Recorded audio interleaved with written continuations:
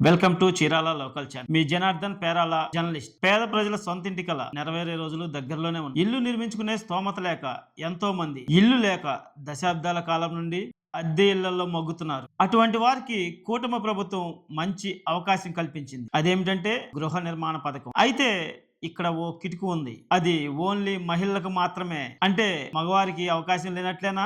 ఏది ఏమైనా పేదల సొంత ఇంటి కల నెరవేరడం మాత్రం పక్కా. అది ఎలాగో ఇప్పుడు చూద్దాం. ఇల్లు లేని నిరుపేదలకు అంటే పేద మహిళల పేరు మీద కూటమి ప్రభుత్వం స్థలం కేటాయించే అవకాశం కల్పించింది. అది త్వరలో ఎక్కడ అర్జీ పెట్టుకోవాలో కూడా కూటమి ప్రభుత్వం ప్రకటిస్తుంది. పట్టణ ప్రాంతాల్లో నివసించే ప్రజలకు 2 సెంట్లు మరియు గ్రామీణ ప్రాంతాల్లో నివసించే మహిళలకు 3 సెంట్ల చొప్పున స్థలం కేటాయించే అవకాశం ఉంది. గత ప్రభుత్వ హయాంలో సెంటున్నర స్థలం కేటాయించి ఇల్లు నిర్మించడం జరిగింది. దీనివల్ల చిన్న చిన్న ఇల్లు, ఇరుకిరుకు ఇల్లు ఏర్పడడం జరిగాయి. అవి కంఫర్టబుల్ గా లేకపోవడంతో ప్రస్తుత ప్రభుత్వం ఆలోచించి పట్టణ ప్రాంతాల్లో 2 సెంట్లు అలాగే గ్రామీణ ప్రాంతాల్లో 3 సెంట్ల స్థలం కేటాయించే అవకాశం కల్పించింది. ఇలా కేటాయించడం వల్ల ప్రశాంతంగా జీవించవచ్చు. అలాగే కొంచెం పెద్ద ఫ్యామిలీ అయినా ఇబ్బంది లేకుండా కంఫర్టబుల్ గా నివసించవచ్చు. ఈ అవకాశాన్ని ఎవరు ఉపయోగించుకోవాలంటే మరీ ముఖ్యంగా తెల్ల రేషన్ కార్డు ఉన్న పేద కుటుంబాలకు చెందిన మహిళలు మాత్రమే. జీవో నెంబర్ 23ను కూటమి ప్రభుత్వం సోమవారం విడుదల చేసింది. దీంతో పాటు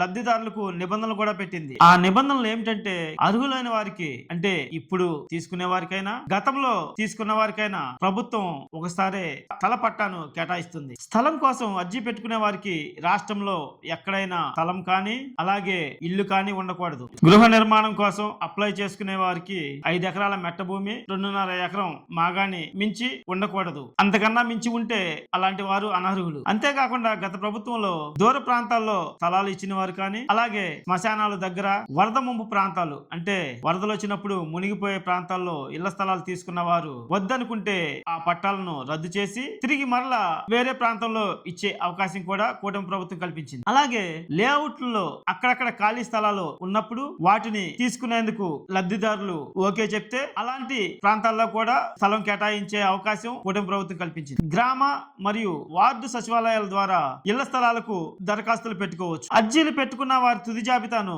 కలెక్టర్ల ఆమోదంతో తహసీల్దార్లు మరియు మున్సిపల్ కమిషనర్లు ప్రకటిస్తారు. ఈ అవకాశాన్ని చీరాల నియోజకవర్గ ప్రాంతంలోని పేద మహిళలు సద్వినియోగం చేసుకోవాలి. చీరాల నియోజకవర్గంలోని పట్టణ ప్రాంతాల్లో మరియు గ్రామీణ ప్రాంతాల్లో ఉన్న నిరుపేద మహిళలు దరఖాస్తు చేసుకుని తమ సొంత ఇంటి కలను నెరవేర్చుకోవాలని కోరుకుందాం. మరిన్ని విశ్లేషణల కోసం చూస్తూ ఉండండి చీరాల లోకల్ ఛానల్. నా చీరాల మన చీరాల.